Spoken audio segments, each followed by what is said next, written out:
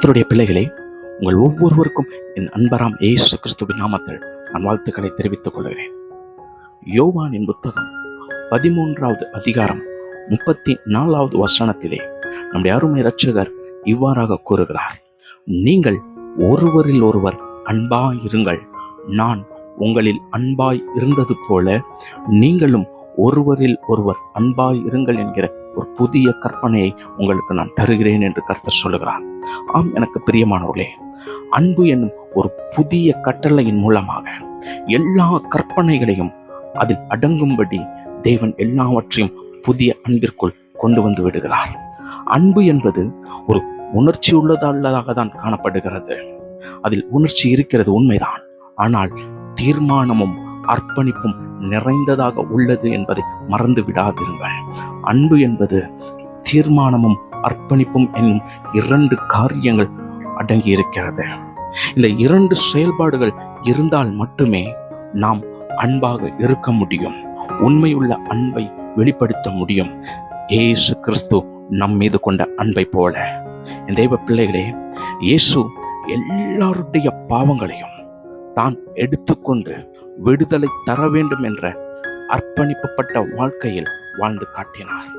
எல்லாருடைய பாவங்களையும் எடுத்துக்கொள்ள வேண்டும் என்று தீர்மானத்தை முன்மொழிந்தார். நான் என் ஜனங்களுக்காக மரிக்கிறேன், நான் படைத்த என் மக்களுக்காக என்னை ஒப்புக் கொடுக்கிறேன் என்று சொல்லி தீர்மானித்தார். அர்ப்பணிப்போடு அதை வாழ்ந்து காட்டினார். என் தேவ ஜனங்களே, நம்முடைய வாழ்க்கை எப்படிப்பட்டதா இருக்கிறது? நம்முடைய அருமை இரட்சகர் இயேசு கிறிஸ்துவை போல நாம் வாழுகிறோமா? அவருக்குள் நாம் காணப்படுகிறோமா? அவர் என்ன பெரிய காரியத்தை சொல்லிவிட்டார். சகோதரத்துவ அன்பை எதிர்பார்க்கிறார். நான் உன்னை நேசித்தது போல நீயும் பிறனை நேசி என்று கர்த்தர் சொல்லுகிறார். அதற்கு ஒப்பனையாக லேவியராகமத்தின் புத்தகம் 19வது அதிகாரம் 18வது வசனத்திலே நம்முடைய தேவனாகிய கர்த்தர் என்ன சொல்லுகிறார்? பள்ளிக்கு பள்ளி வாங்காமலும் உன் ஜனபுத்திரர் மேல் பொறாமை கொள்ளாமலும் உன்னில் நீ அன்பு கூறுவது போல பிறனிலும் அன்பு கூறுவாயாக. நான் கர்த்தர் என்று வெளிப்படுத்துகிறார்.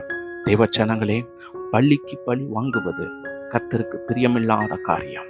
ஆனால் நாம் அதை அன்பின் மூலம் வெளிப்படுத்தும் பொழுது, உங்களை ஒருவர் பழி தீர்த்து விட்டால் நானும் பதில் செய்வேன் என்று சொல்லாமல் அன்பை வெளிப்படுத்தும் பொழுது, உங்களை காயப்படுத்தினவர்கள் காயப்பட்டு இருக்கும் பொழுது, அவருடைய காயங்களை ஆற்ற நீங்கள் கடந்து செல்லும் பொழுது, தேவன் உங்கள் நிமித்தமாக மகிமைப்படுகிறார், உங்கள் மேல் பெருமை கொள்ளுகிறார்.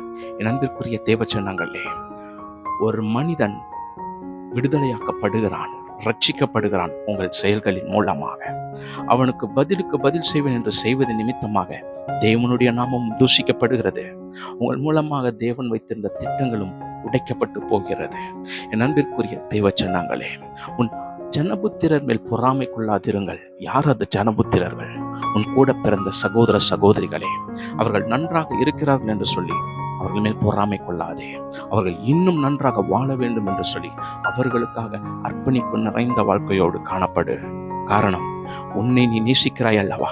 நான் நன்றாக வாழ வேண்டும், நான் நல்ல பெயரை எடுக்க வேண்டும் என்று சொல்லி நீ உன்னை நேசிப்பது போல பிறரையும் நேசிக்க கற்றுக்கொள்.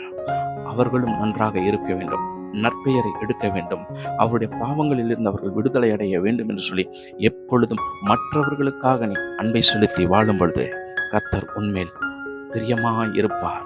உன் மூலமாக தன்னுடைய திட்டங்களை நிறைவேற்றுவார். மாத்திரமல்ல, கர்த்தர் உன்னை கொண்டு என்னென்ன காரியத்தை தீர்மானித்து வைத்திருக்கிறாரோ அந்த தீர்மானம் மாத்திரம் நிறைவேற்றப்படுவது போல் அது மாத்திரம் காரியமாய் இருக்காது. மாறாக உன்னுடைய நினைவுகளை காட்டிலும் அவருடைய நினைவுகளும் திட்டங்களும் வித்தியாசமான முறையில் இருந்து உன்னை மிகவும் பழுகி பெருகும்படி பண்ணுவார். யோபுவை நினைத்து பாருங்கள். கர்த்தர் அவன் முன்னிலைமை காட்டிலும் பின்னிலைமை எப்படிப்பட்டதாய் மாறுகிறது என்று சொல்லி நீங்களும் இயேசு கிறிஸ்து சொன்ன இந்த புதிய கற்பனையின் பிரகாரமாக வாழும் பொழுது எல்லா வழிவாசல்களும் உங்களுக்கு திறக்கப்படும். காரணம், தேவன் பேரில் அன்பாயிருக்கிறவன் உலக அன்பை எதிர்பார்க்க மாட்டான், உலக அன்பிலே நாட்டம் கொள்ள மாட்டான். அது சூ என்று ஒரு மதிப்பை கொடுத்து விடுவான். கர்த்தருக்கு பிரியமானவர்களே, இந்த இயேசு சொன்ன அன்பை நீங்கள் வெளிப்படுத்த ஆயத்தமாயிருக்கிறீர்களா? அவர் உன்னை பார்த்துதான் பேசுகிறார். உன் சகோதரனுக்கு விரோதமாக உன் எண்ணத்திலே தீங்காய் நினைத்து கொண்டிருக்கிறாயா? உன் சகோதரிகளுக்கு விரோதமாக உன் எண்ணத்திலே தீங்காய் நினைத்து கொண்டிருக்கிறாயா? அதை மாற்றிவிடு. அவர்கள் செய்த தவறை மன்னித்து அவர்களிடத்திலே இயேசுவை வெளிப்படுத்து. கர்த்தர் உன் மூலமாய் மகிமைப்படுவார். உன் எதிராளிகள் ரட்சிக்கப்படுவார்கள். அவர்கள் உன்னை அதிகமாய் நேசிக்க ஆரம்பிப்பார்கள். God bless you.